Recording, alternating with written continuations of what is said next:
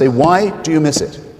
Why do you want to be a slave? Why do you want to be a serf? Why do you want Big Brother to be in charge? Do you wish it to be true that there is someone who has you under permanent, round-the-clock supervision and surveillance, who knows what you think even when you are asleep, who can convict you, I borrow again from the Big Brother analogy, of thought crime, and who can condemn you forever to eternal penalty and torture if you make the smallest mistake, who creates you sick, who makes you a sinner, who says you are originally wicked, and then orders you to be well and to recover on penalty of torture? First of all belief in God, and certainly Christianity, is based on free choice. No one is being forced into it. You are free to say yes, and you are free to say no. That's the whole message of the Garden of Eden. Look, you can't not have noticed, not just in spite of, but because of the great dexterity of my friend Dinesh D'Souza, that he wants to argue for deism. In other words, you can't absolutely show there's no prime mover. You can't absolutely show there's no designer. You can't absolutely disprove. No atheist has ever been able to wish to claim that you can say there is no author, but you can say there's no argument for the authorship or the design or the deity or the creator that's ever been valid or coherent or integral. But he wants to smuggle through the customs of the argument about deism an argument for theism. If he could prove there was an author, a prime mover, a deity, a creator, which he can't do, and no such person on his side, even as clever as he, or cleverer, has ever been able to do, all his main work as a Christian would still be ahead of him, because he would still have to be able to show that this author knew that you and I were here tonight, that they minded with whom we went to bed and in what position, that they minded what we ate, that they minded how we circumcised our children, in what manner genital mutilation was done by us, that they cared. Now there's a huge difference between the concept of an authorship of the cosmos and the universe and the idea of an intervening, caring, utterly supervising, knowing, and some say loving, though they have a lot to prove at that point, deity. And I shall begin by not attempting anything surreptitious, not trying to smuggle through customs a theism by a deism or an atheism by an anti-deism. I shall say specifically that I'm an anti-theist and that I believe that the emancipation from religion is the fundamental emancipation that the human mind must undergo before it can consider any very serious questions. And I'll phrase it like this. Our objection, my objection on our side, to the concept of a divine supremacy is this, that it refers all the undecidable, agonizing questions of our species, of our being. How shall we live? How shall we make the just city? Is there a point to our existence? How are we to consider the rights and duties that we have one with and to another? And many, many other extremely arduous and terrible questions that no one human generation will ever solve or is ever going to be able to solve, and refers them upward to a totalitarian, absolutist, unanswerable monarch, and says, only this tyrant can decide. And without him, we would have no knowledge of ethics or morality or realism or any of these questions. It is the beginning of servility. It's the beginning of abjection. It is the definition of the master-slave relationship. It's what needs to be broken in our mentality before we can be free. It is the reason for the Virginia Statute on Religious Liberty. It is the reason for the First Amendment for the Constitution. It is the reason for the idea of the separation of church and state, that it cannot be, it may not be, theologically legislated. The manner in which we discuss philosophy, morals, ethics, and all the other great questions that will always agitate us, and to which there is, it can be fairly said, no end. If I make no other point this evening, if I leave nothing else in your mind, I'll be grateful if you've listened just that far. Now, I know a lot of atheists, many of them former believers, who say they wish they could believe, or they have nostalgia for the time when they could go to confession or go to Mass and believe in the sacraments or whatever it might be, or they miss the time that they could say Allahu Akbar and really mean it, or go to the Wailing Wall and press a piece of paper into a man-made structure and think that they were communicating directly with Yahweh. They stopped being able to believe it. They wish they still could. I say, why do you miss it? Why do you want to be a slave? Why do you want to be a serf? Why do you want Big Brother to be in charge? Do you wish it to be true that there is someone who has you under permanent, round-the-clock supervision and surveillance, who knows what you think even when you are asleep, who can convict you, I borrow again from the Big Brother analogy, of thought crime, and who can condemn you forever to eternal penalty and torture if you make the smallest mistake, who creates you sick, who makes you a sinner, who says you are originally wicked, and then orders you to be well and to recover on penalty of torture. What is this but the most horrific sadomasochistic prostration of the human personality before the most interstellar coldness of authority and tyranny? Why does anyone wish this was true? To emancipate oneself from this, it seems to me, is the beginning of the long story of human liberation. And from very early days, from Democritus, from Lucretius, from Epicurus, all the way through to Spinoza, to Einstein, to our own day, that's been the real struggle. The right to look the churches and the priests and the godheads in the eye and say, I don't believe it. I don't believe a word of it, and you can't make me. It's the beginning of civilization, as well as the beginning of liberation. Today's news from North Korea cheered me up very much. I hope he's dying. And I hope it takes him a long time. And I hope it's agony and shame and misery and pain for him. I've been in North Korea. I've actually been in all the axis of evil countries.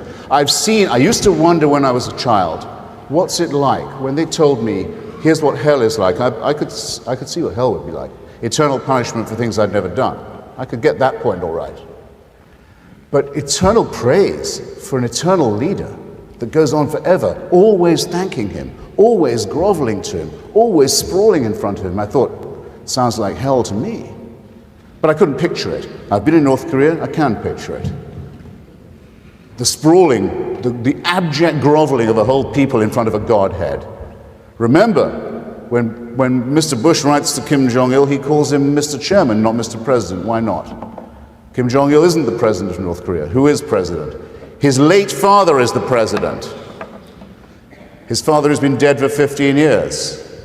North Korea is a necrocracy. It's a thanatocracy. It's a mausolocracy. Its current leader is considered the reincarnation of his father. It's one short of a trinity. It's a totally worshipful state with a god, and it's the most horrible tyranny on the face of the earth, possibly ever on the face of the earth. The problem with religion is that it turns morality into obedience. A person is called good only if they submit to divine authority. But human empathy, cooperation, and fairness existed long before Christianity. Science shows moral behavior is tied to social bonding, survival, and the ability to understand suffering. Even the Bible admits the danger. Deuteronomy 13 says, a person can be killed for leading others to another god. That is not moral wisdom. That is control dressed as holiness. And I've been there, and I've never been so happy to leave anywhere in my entire life, which North Koreans can't do. They can't get out of it. They're locked in that jail, in that godly jail forever. But at least, is this being filmed? Recorded? Never mind. At least you can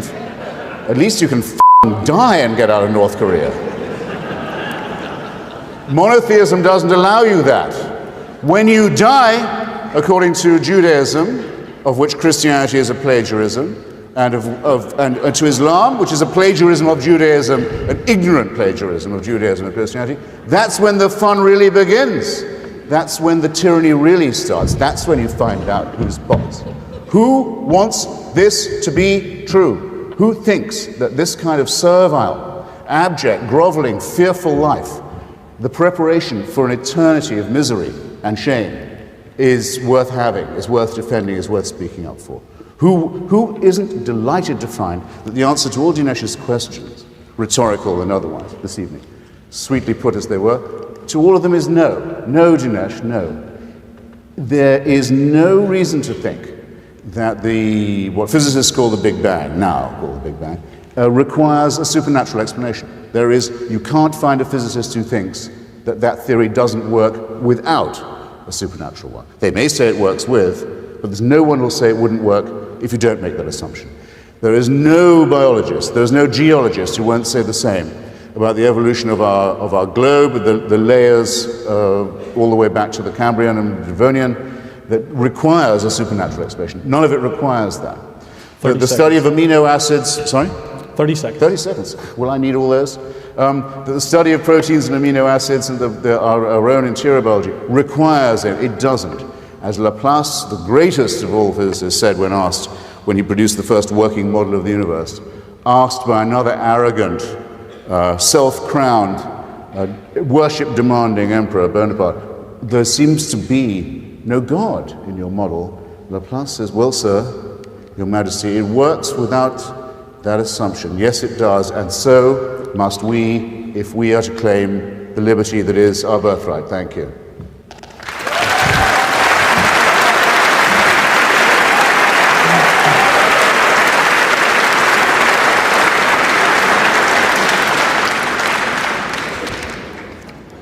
You have 5 minutes to respond.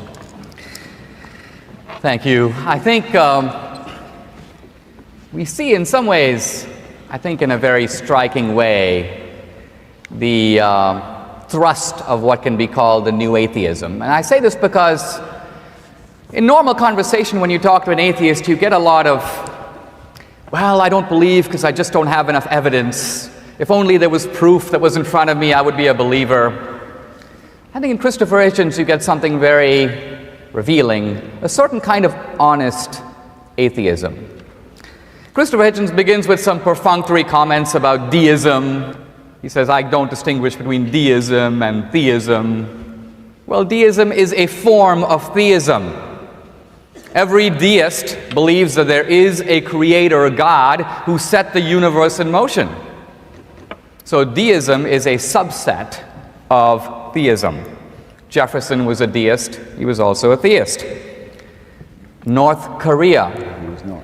Now we're getting a little closer to what's motivating modern atheism. I will point out, by the way, that North Korea and Cuba are the two remaining residues of what could be called the great atheist enterprise of the 20th century. When we think of religion, we think of the crimes of bin Laden and radical Islam. How many people has bin Laden killed? 3,000, 5,000, 10,000, 20,000?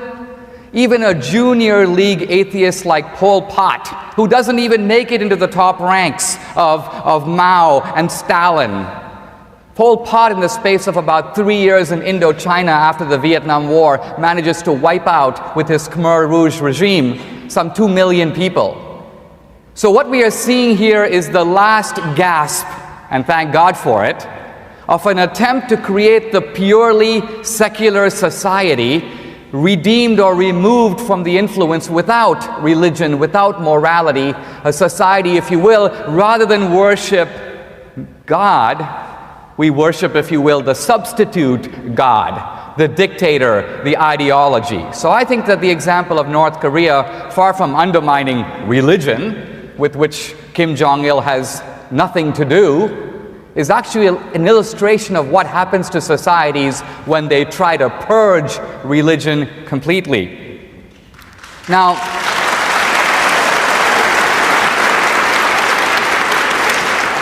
some years ago, the philosopher Tom Nagel made a comment. He was thinking about the issue of God, and he said, it's not that I don't believe in God. He said, I don't want there to be a God. I don't want the universe to be like that. Now, at first glance, this may seem like a little bit of a puzzle. Why would someone not want God to exist? And I think we begin to get the answer from Christopher Hitchens. First of all, let's consider for the moment his complaint that to believe in Christianity is somehow to be placed under the subjugation of some kind of a totalitarian regime. First of all belief in God, and certainly Christianity, is based on free choice. No one is being forced into it. You are free to say yes, and you are free to say no. That's the whole message of the Garden of Eden. Then, quite apart from having any totalitarian recipe, I agree there are moral codes in Islam and in certain religions that are harsh. In Christianity, the basic code is so gentle. In other words, no matter how lengthy the roster of your misdeeds, somebody else, Christ, paid for them. All that is required for you is to accept that fact. Not even to stop sinning, but merely to accept that you are not the author of your own salvation, and such is the perversity and obstinacy of human nature that this simple act of acknowledgement is viewed as totalitarian. Why is it viewed as totalitarian? Because we can't believe in the resurrection and the miracles? It turns out that Christopher Hitchens' objection has nothing to do with that. 30 seconds. Rather, the objection, you might say, is to Christian morality. It's to the idea of ultimate moral accountability. Religions are about moral accountability. They're about what goes around comes around. In life, very often the bad guy ends up ahead. The good guy comes to grief. Christianity says that there will be, if you will, a last judgment. So does Hinduism. Hinduism says if you've been a lousy rat in this life, we'll be seeing you as a cockroach in the next life. Cosmic justice. Time. It is a rebellion against morality, a desire to escape from the moral rules of Christianity. This is what is driving the new atheism. Thank you.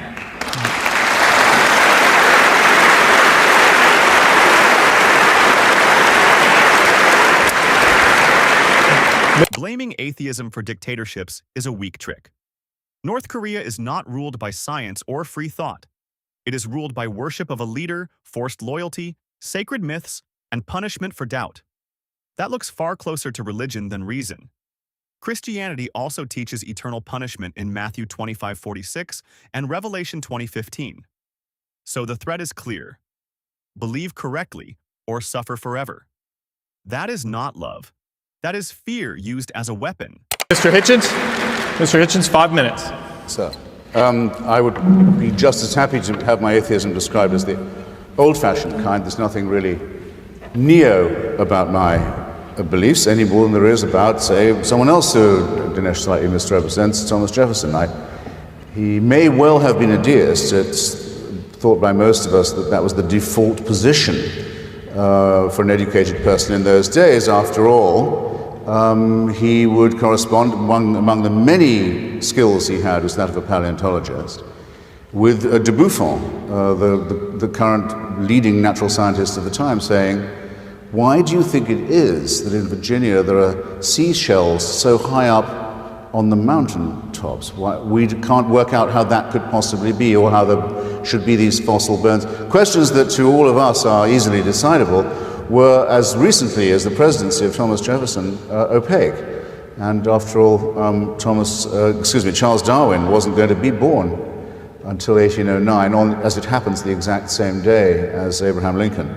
Charles Darwin being I think, the greater of the two emancipators, to help us decide these questions. But it is now accepted by everyone who studies these matters that there is no needful supernatural explanation for anything that confronts us, and I was pleased not to be challenged on this by Dinesh, in the natural world, which makes the religious case an optional one, which again makes me rephrase my question. Why do you want it to be true? Now, Dinesh says you can be a Christian or you cannot be a Christian. I don't know where he gets this from. I've heard him in recent debates, we've met each other before on these matters, say, he asked his father, "Daddy, we live in India, we have Portuguese surnames, why are we Catholics when everyone else in India tends to be Hindu or Muslim?" And his father said, I think rather sapiently, well, it's because of the Portuguese Inquisition, actually. forcible conversion. That's why a certain number of people in Goa are called D'Souza and are Catholics. By the way, there is always a material explanation for why any person in any country is a member of any one religion. If George Bush had been born in Saudi Arabia, he would be just as stupid a Muslim as he is today a Methodist.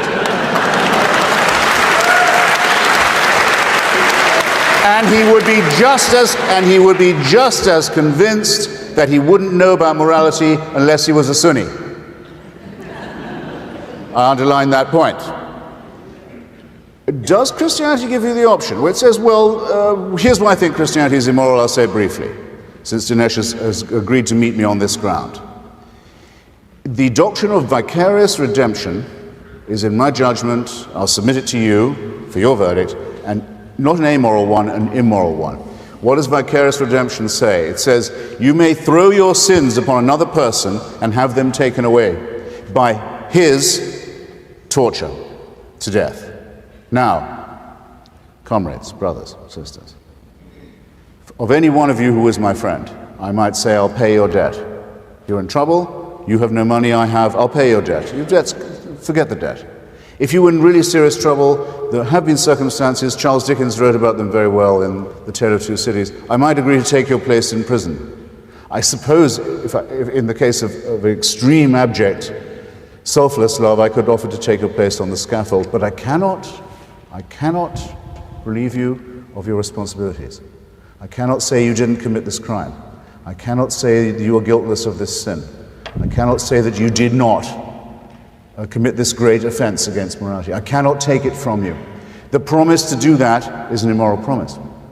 So is the promise to do it by human sacrifice. Just as it is immoral for the New Testament to try and vindicate the hideous, blood-stained, genocidal, racist demands of the Old Testament, which, as you remember, had it the other way around. In this case, God demands that we sacrifice our sons to him. As if to redeem that, he says, all right, I make up for it. I'll murder and torture my son for you. What is this but what I said in my opening statement? The worst kind of primitive, barbaric, Bronze Age Palestinian sadomasochism. In what sense? 30 seconds. I don't need 30 seconds. I leave the question with you. In what sense is this the route? In what sense is this the way, the truth, or the life? It is instead a worship of death, a worship of power, and an abnegation of freedom. And when we have seen through it, we will start to grow to our full human height. And I hope you'll join me in the enterprise. Thank you.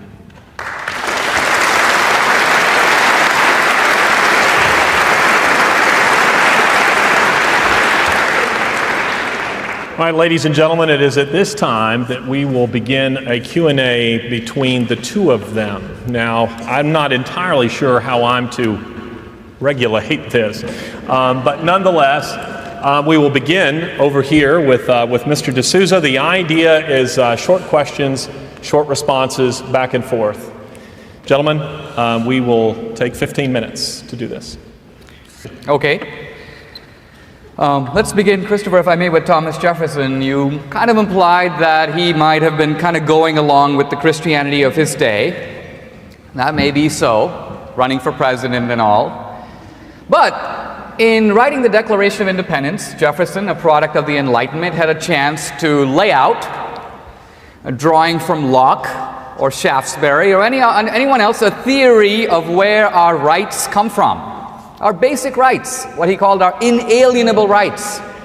And in thinking about this question, Jefferson, looking at all the possible sources of rights, social contracts and so on, ultimately ends up saying that our rights come from only one source, what he calls the Creator. He can think, presumably, of no other source of rights. And moreover, it's because the rights come from the Creator that they are inalienable.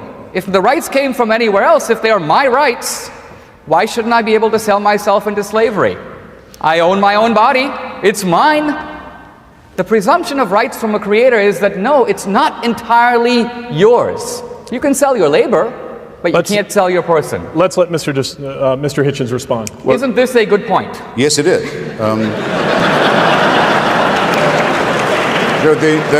I can easily say yes to the last thing you asked me. It's a reasonable point. Just as it's reasonable to know that in his letter to his nephew Peter Carr, Jefferson says, if you should conclude from your reading, which he enjoins him to pursue, if you should find as a result that you believe there is no God, you may find an extraordinary happiness coming over you. It's something I don't think that Jefferson could have written if he hadn't experienced it himself. I'm only speculating as one of his very junior biographers. It's as true as Nelson Rockefeller's famous remark, which his staff used to mimic from the wings when he made his speech, where he would always say, fatherhood of God means brotherhood of man, and his staff would say, here comes fog bomb, F-O-G-B-O-M, fatherhood of God, brotherhood of man. It's mantra. It's as if you couldn't have the brotherhood of man without the fatherhood of God. Now, that's the challenge you make to me, isn't it? Now, I'll return it to you. I'll share it with you later. Do you think that in order to believe in the brotherhood of man, of mankind, our solidarity, our duty to each other, you must believe in a supreme being? I invite you. You don't have to say anything. You don't have to applaud. You don't have to say yes. You don't have to say no. I would be very surprised if any of you thinks, I can't believe in the brotherhood without the fatherhood. I would be astonished. I myself, at any rate, can manage to do so. And I'm as glad of the amendment to the preamble of the Constitution that was made by Benjamin Franklin, a definite, a certifiable atheist, provable atheist, who said we hold these truths to be self-evident. Possibly the most muscular statement made in the preamble, because they don't require any supernatural endorsement. Because yes, we think that these things are innate, that we have these rights as a species, or we don't have them at all. But to claim that we have them and we need divine permission for them is somewhat over-egging the pudding. Christianity's central claim is morally broken. Guilt can be transferred, and blood can pay for sin. 1 Peter 2:24 says, Jesus bore our sins, and Hebrews 9:22 says, there is no forgiveness without blood. That is not justice.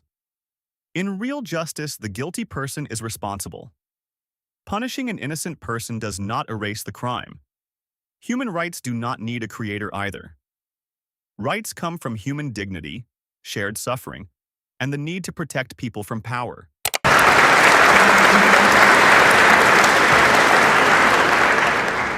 Christopher, now you're posing one to me. That's right. Oh, it's yes. my turn. Okay. It's your turn. Do you think that someone whose mother is a virgin has any special claim to attention for the remarks that they subsequently made? In other words, do you think that if I was to say to you, Dinesh, it's been fun chatting and everything, but I win this argument because my mother never went to bed with a man? Well, I think your Do you think that there's any reason to think that virgin birth means fatherhood of God or divine presence? And if you do, then what makes Christianity different from every other religion whose founder was born of an untainted mama? Well, I must say, your question strikes me with underwhelming force, because not only is the argument for Christianity not dependent on the virgin birth, but there are in fact many different religions, including many from the pagan world, that do posit a virgin birth. There's nothing unique about the virgin claim of Christianity, so it doesn't hinge on that. I do want to, if I may, come back and answer your point about Jefferson for this reason. I do think that the brotherhood of man does not follow from our status as Darwinian primates. If you look to the animal kingdom, you don't particularly see that theme stressed, for example, in the chimpanzee colony or among a pride of lions. The idea of domination, the idea of the strong conquering the weak, that appears to be evident in the animal kingdom. You've argued relentlessly that we are on a complete continuum with that, and yet you find us all assenting to a completely non-Darwinian principle. First of all, the guy who's a complete stranger, nothing to me genetically, and I could care less about him, I should, in some sense, posit him as equal to me. The meaning of self-evident is not that we don't need God for it. It means it's not evident at all. It's a moral, not a factual proposition. because people are not equal in strength or speed or beauty or intelligence or any quality that we could specify. The self-evident means that there is a moral equality, and I want to ask you, what is its Darwinian origin? The debate between William Jennings Bryan and Darrow. H.L. Mencken and we're talking, I'm sorry, about the Scopes trial in Tennessee, Dayton, Tennessee. Klaus Darrow and H.L. Mencken. Turned to a great extent, there's a very brilliant essay by Gary Wills on this, on whether or not William Jennings Bryan's suspicion was correct, that social Darwinism was in the background. That in other words, that if the teaching of evolution by natural selection and random mutation, that's the bit that's often left out, was accepted, that it would mean that the poor, the lame, the halt, the weak, and so on could be simply told, well, it's just too bad. You are that way because nature has made you so. Now, as anyone here can tell, there is no necessary such corollary.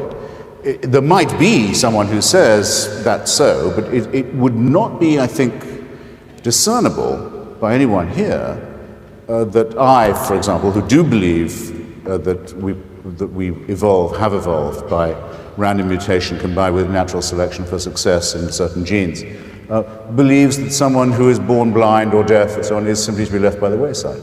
There's no such corollary.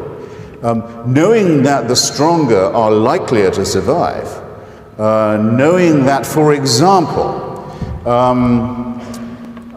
you must all do this, write to the National Geographic, get your genome done, go to the man who's designed the National Geographic's Human Genome Project, see what you can get if you send them the scrubbings of the inside of your cheeks in a solution that they'll send you. It costs $100. They'll tell you exactly where in Africa your mother came from. They'll tell you by what means she got to where you and your ancestors were born. It's remarkable, absolutely remarkable. 75,000 years ago, our species was down to, we think, maybe 2,000 to 3,000 specimens in Africa. A horrifying thought for us. That's the nearest we came to extinction. Probably because of a catastrophic weather event of a Krakatoa kind in Indonesia, a climatic crisis of the kind we may face again. Managed to get off the savannah, for which we're adapted, and out and up to the north and some coolness. Well, we could have gone the way that we know for sure thing 98.9 of all species ever to have existed on this earth have gone to extinction. Now, I have to return the question, therefore. What designer did that to 98.9% of all of the species he ever created, and nearly to us too? If you're going to argue for that authority, if you're going to say that's the one in which you put your faith, you only rephrase the question. This God, this king, this tyrant, this creator, this organizer must be either A, very capricious, or very cruel, or very clumsy, or very incompetent, or possibly entirely indifferent, or all four or five. So you have not advanced 1 millimeter towards an explanation by proposing that all of these extraordinary events require a belief in a God. And you have suggested, though, that you would be willing to worship someone who was tyrannical to a degree unknown, unimaginable, undreamed of in the history of human despotism. You cannot get out of that moral and intellectual dilemma. Nothing you have said this evening, and I predict nothing you will say, will extricate you from it either. Well, I won't get out of it unless you put a question to me. Well, I'll leave the question where it lies, if you wish, or I get it. rephrase it. I see the question. Is your designer either cruel or clumsy, or perhaps unknowing or uncaring of the effect he has on his randomly created species? I'm happy to try to answer the question while noting that you sidestep mine. But the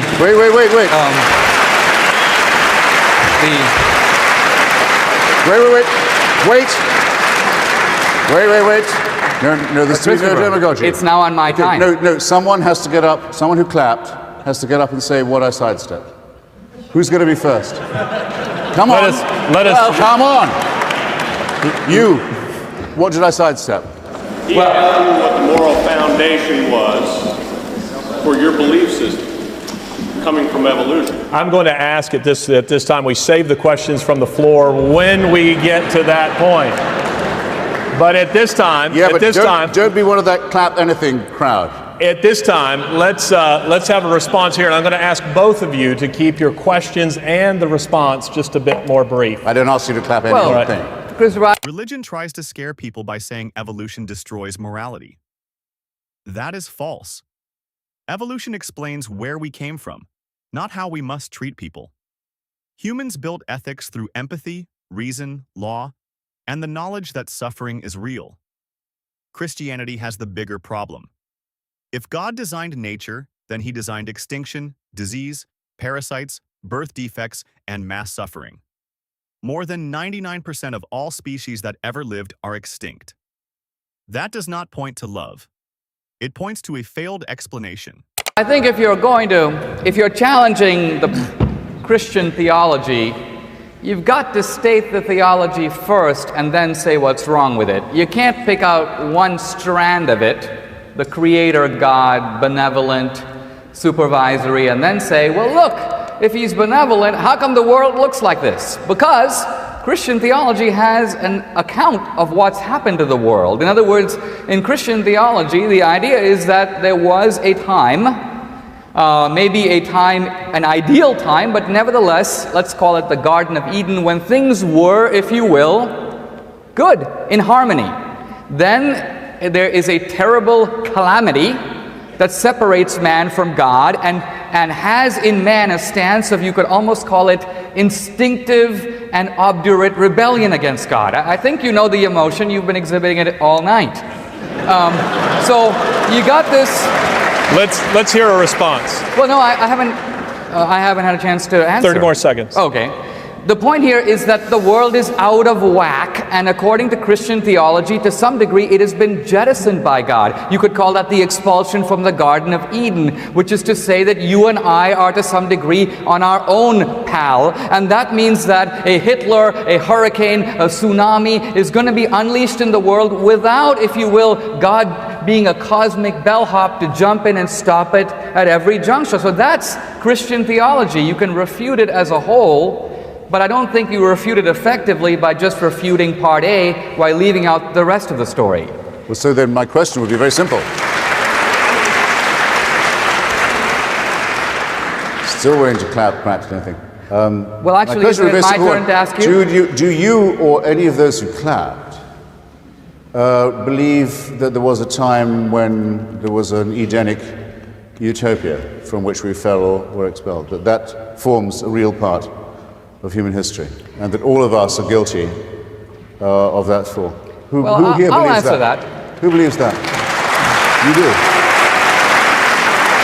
That's important. Do you believe that? Let's hear the response. I can't ask them. I can at least ask you. What reason do you have to believe that? Well, first of all, I believe it, but I will say that within Christianity over 2,000 years, there is a debate over whether some of these things being described are to be taken literally or metaphorically. But let me just point out this. In the Western tradition, here is Rousseau imagining natural man long before the advent of civilization. Here are Locke and Hobbes and Machiavelli and others talking about the state of nature. You've never been there, and neither have I. So you have a completely secular project, which is not dismissed, I take it, by you as absurd, of positing what things were like in the original condition, and then how things got to be as messed up as they are. Christianity is responding to a fact that the way we are is not the way things ought to be. And there have been numerous attempts to account for that. Why are you treating the Christian explanation as prima facie absurd while admitting all the others as worthy of thoughtful consideration? To say there's a world of difference between saying that there is an innate freedom or a right that belongs to us, or to say, in the very exaggerated terms of Rousseau, in the opening of his famous essay, that man is born free but is ever wearing chains. In other words, that there is no one who has the right to oppress or to deny freedom to a person. There's all the difference in the world between that and what you stated firmly, which was that there was an Edenic utopia from which, by our fault, we fell, and Rousseau to which says we exactly owe, the for same which we thing. owe, for which we owe a king, an unelected monarch, a supreme being, an absolute tyrant, an explanation. Let me Because intervene. otherwise we could be punished indefinitely for our fault. Let me intervene. That is not a Rousseauian view, and you have no right to confuse the two. Well, your If ladies and gentlemen, you should. Ladies and gentlemen, now is an opportunity to come forward to the mics. If you would like to ask questions, let me tell you, what you're hearing on the stage tonight is nothing compared to the car ride over here.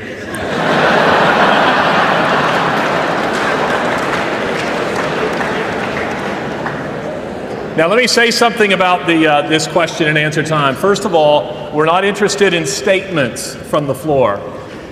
People are here to hear the two gentlemen who are on the stage, so we ask that you keep your questions brief. Otherwise, it will be my responsibility to cut you off, and we will move from one mic to the next, and I'm sure these two gentlemen will have ample opportunity to respond to one another during this Q&A time, at which time, towards the end, we'll take an opportunity for them to have their closing remarks and statements. Let's begin over here. Who's your question for? My question is directed at Mr. D'Souza, but also if Mr. Hitchens, if you'd like to wish to give a response, I would definitely love to hear it. Thank you both so much for being here. First of all, Mr. D'Souza, there have been, I'm going to obviously take you on your word that you believe what you have professed tonight, that the only way for what you call salvation is through Christ. Does it strike you as immoral that any of the deists or atheists among those who we've discussed tonight, Benjamin Franklin, Mr. Jefferson, and who I would add, Mr. Einstein, Mr. Thomas Paine, did not make this profession, that they were sent by your Creator to live in an eternity of hell and torment, even though I think we would all agree, have lived good lives, if not great lives, and have made significant contributions to all of us. Does this strike you as an immoral act? Thank you.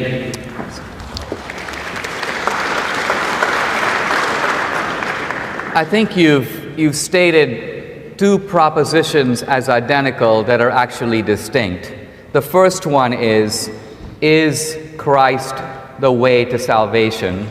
As a Christian, I answer yes. And then your next question becomes that you've got a whole group of people, some of them Christian, but you might say unorthodox Christians. I don't think that Jefferson would deny that he was a Christian. He praised Christ for his moral teachings while denying his divinity. And so you have from deism to atheism a spectrum of views. The same thing with Einstein. Einstein said, I don't like these atheists who keep trying to recruit me as a member of their camp. And the reason he did that was he had, if you will, a tremendous reverence for what he called the mysterious natural order of the universe, an order that he knew could not have generated itself. So now you're asking me what's going to happen to all their souls? And my answer is, I don't know. I'm not standing in judgment of all these people who took this view or that view on the Trinity, or sat around and chopped off the parts of the Bible they didn't want. I'm not dispatching Thomas Jefferson to hell. So don't make the confusion between the positive Christian message about here's how you get to heaven with a kind of negative judgment which is ultimately not yours or mine to make. Mr. Hitchens? Christianity tries to explain suffering by blaming humans for a fall in Eden. That collapses fast. Science does not show a perfect first couple in a magic garden. It shows humans evolved through struggle, disease, death, and extinction long before any Bible story. Romans 5:12 says, "Sin entered through one man, but that is theology, not evidence." Then Christianity adds a cruel threat: accept the right Savior or risk hell. That is not justice. That is spiritual blackmail. I mean, I don't particularly disagree with that, though. If Jefferson denies the divinity of Christ, I think he denies that he is himself a Christian. I just make that as an obvious point. But you wouldn't know from this what I know and what I don't think is disgraceful, that Dinesh D'Souza is a communicating member of the Roman Catholic Church. Now, I don't know what Dinesh thinks, and I don't think he's ever been asked to legislate on the point, but the head of that church, the Pope, as he's called by his supporters, the Bishop of Rome, as he's known to Anglicans, Joseph Ratzinger, as he's known by me, says that you may only hope to get to heaven by adherence to one Christian church. It's not a matter for Dinesh to legislate. That is, if you don't believe that, you're not really a Catholic. And if you don't believe that those who don't believe it and don't accept it may be faced with eternal punishment, you're not a Catholic either. It's only 2 years ago that the Church decided with great reluctance that limbo was not the destination for the souls of unbaptized children ever since Augustine. Now they say, well, maybe that's not true anymore. Well, for the millions of parents, for the hundreds of years who thought that's where their unbaptized children had gone, it was a real place ontologically, and the Church insisted that they believed in it. I think people are responsible for the logical and moral and probable consequences of what they believe. I think they should have the guts to stand up for them. Let's next question from the floor here. Most of the discussion tonight has been regarding whether or not God is real, whether or not Christianity is true. But the topic was raised early on: what is wrong with believing in God? If we remove the issue of truth for a moment and just look at outcome, from your position, if we assume everything that you believe is true, what is the harm in having 90% of the population believe in religious ideas that cause them to give more to charity, that cause them to donate more in their civic responsibilities, in their family responsibilities? An atheist regime certainly killed 1,000 times more than any Christian or religious war have to date. Very good. Let's go ahead and get the response. I will. You won't think I'm ducking the question if I answer it in reverse order, I hope. Hitler's regime was the regime of a fanatical Catholic who had a concordat with the Vatican. Same is true of Mussolini, same is true of Franco. The word for fascism, if you take out just take out the word fascism from the whole history of the 1920s and 30s, put in the phrase Catholic right wing, you don't have to change a thing. Concordat with the Vatican, political support of the Roman Catholic Church, endorsement of crusades from Abyssinia to Spain to Libya, it's the same thing.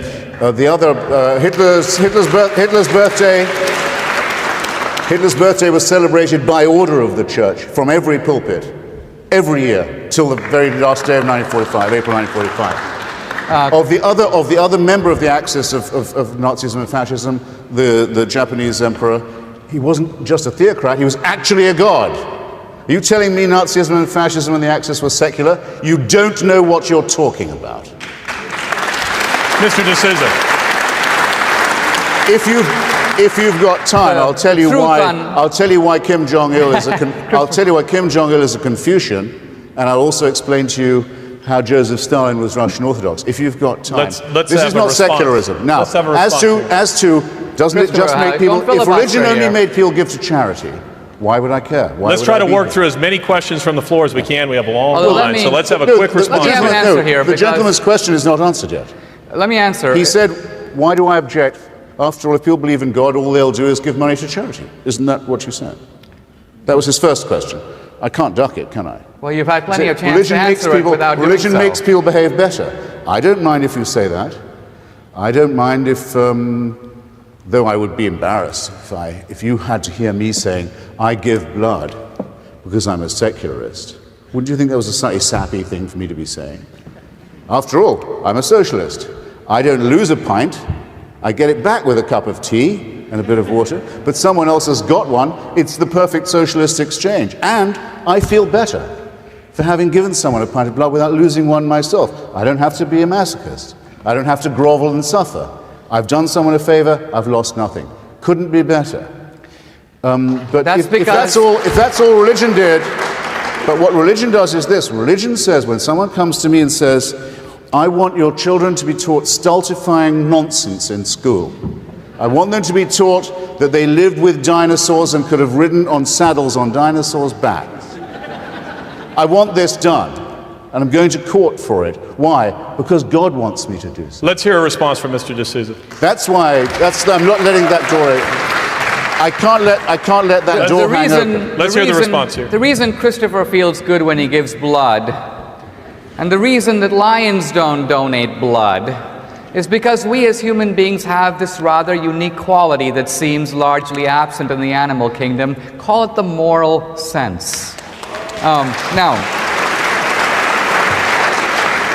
I do want to correct a couple of shocking statements and mischaracterizations that have been made here. First of all, I've written extensively on the issue of Hitler. You should read Richard Evans' multi-volume history of the Third Reich, and a very interesting book called Hitler's Table Talk, edited by the eminent historian Hugh Trevor Roper, which is the private statements of Hitler in the 3 years when he was in fact at the height of his power. It becomes very clear that Hitler hated Christianity, wanted to destroy the church in as cunning a way as he could, and in fact mocked and scorned religion. He was in fact an atheist. Now, in the early years of Hitler, he sounded like he would say things like, I want to do the Lord's work. And why? Because he wanted to try to win over the Lutheran Church in Germany and the Catholic Church in Bavaria.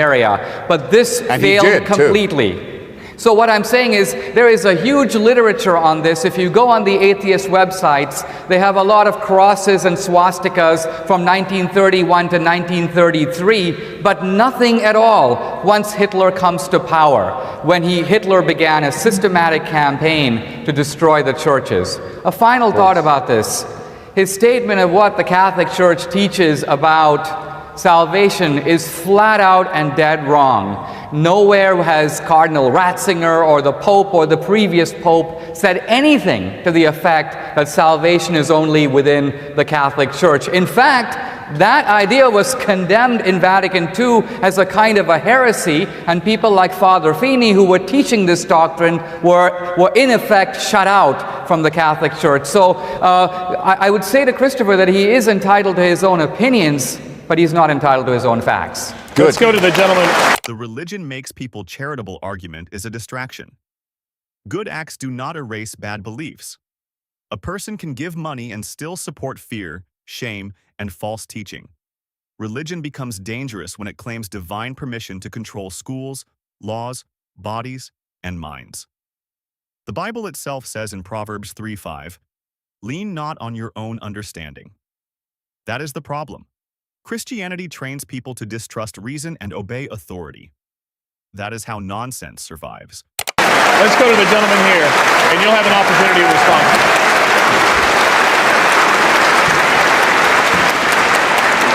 Well, your question is for... He's first. Well, actually, it is for Mr. Souza. I'd like to state my respect for both of you. We had a meaningless exercise on our website at work, where everyone was required to post. Let's have the question. I'll get right to it. This is a meaningful setup. Who would you most like to have a beer with? A meaningless question. My answer was alive or dead. You had to pick two. Ronald Reagan, for his moral courage, his stance, his end to the Soviet Union, and then Christopher Hitchens was my living, then my dead. I thought I would stir it up, but it seemed that no one had heard of Mr. Hitchens, so it really caused no fury. I go to church with my wife every week, although I try to believe, as Mr. Hitchens' friends do. I'm not able to because I have many of the same questions. Whenever I ask the pastor questions, they're not answered. Let's have a very quick question. Okay, so they're reduced to, this question. If God is a loving God, and he is all-knowing. He knows your destiny as your soul is created. Your soul has been created and predetermined. Some have to be predetermined for a life of hell and torture. If he knows your destiny before you're born, he creates souls knowingly destined for hell. How does a loving God do that? Okay, I'll answer your question. We'll end there.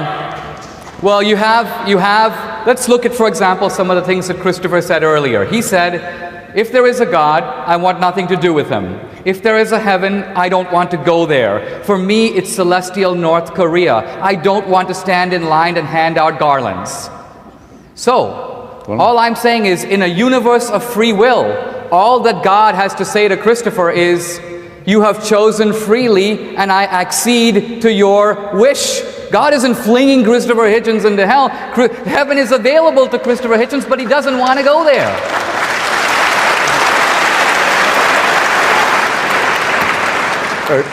I have to say, I have to sound more judgmental than perhaps I have been up to now. Say that a half-truth is an absolutely terrible thing. What you've just said is very nearly true, but if it was true, morally true, if it had an intellectual integrity to it, I'd have to believe that free will is something I can be given. Now, if I can be given it, gifted it, it's not free will. I'd be told, you can refuse my offer of heaven if you like. You can refuse my human sacrifice, my willingness to be tortured to death in your sight to save you. You can refuse this wonderful offer if you want. You can't duck the offer, it will be made to you. But if you do refuse it, you have to depart into everlasting fire. This is not free will. This is the most capricious form of tyranny and sadomasochism. Surely that's plain to everybody here. Yes, sir. Now, while on the subject of half-truth, I simply have to say that it is not true that Hitler's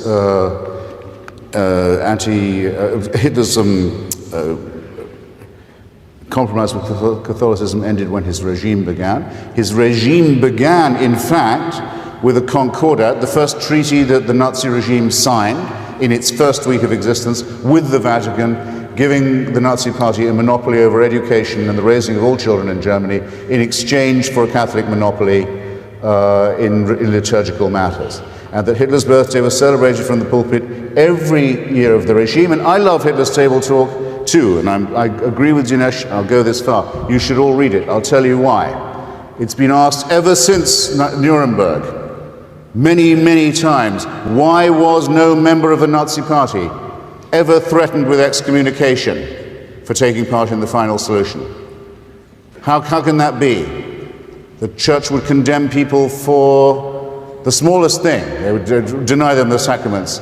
25%, according to Paul Johnson, Catholic historian, of the Waffen-SS were confessing, communicating Roman Catholics. Let's hear no one ever threatened at any point with excommunication for what the church knew was going on. But there was a member of the Nazi Party who was excommunicated.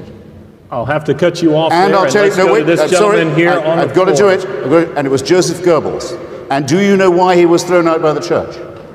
Shall I tell you? For marrying a divorced Protestant. Magda Goebbels. Let's go to the gentleman down here. That's where he crossed to the left. line. That's what Hitler's table talk too. Let's go to the Check gentleman it down out. here.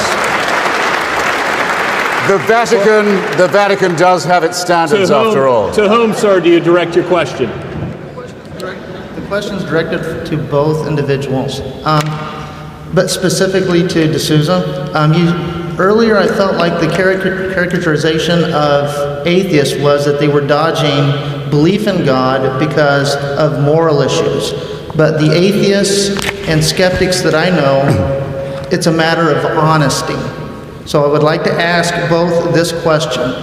What kind of person burns other persons alive for unflagging and unflinching honesty? Okay. Mr. D'Souza? Well, I confess no urge whatsoever to burn you alive. I'm delighted to entertain your question, however, and maybe burn it alive. But here's what I'm getting at, and that is, if you don't believe in something, because there isn't enough evidence, Normally, you just kind of go about your life as if that something didn't exist. For example, I don't believe in unicorns. But you'll notice I haven't written any books called The End of Unicorns, Unicorns Are Not Great, The Unicorn Delusion. You won't find a lifelong obsession with unicorns. I don't hold conferences on unicorns to denounce them. Here's what I'm getting at. When the atheist goes beyond mere disbelief into what you can call evangelical atheism, missionary atheism, a desire to proselytize, which is a hallmark. Why are you shouting at me? I'm answering your question. I know painfully for you, but I am answering it.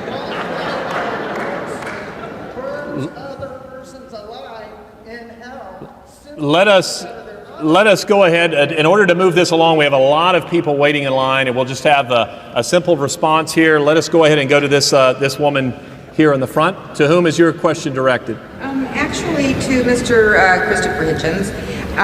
Don't worry, God's not going to drag you kicking and screaming into heaven. Mr. D'Souza, I have read every single one of your books, and I know that you're a true biblical. Let's have the question.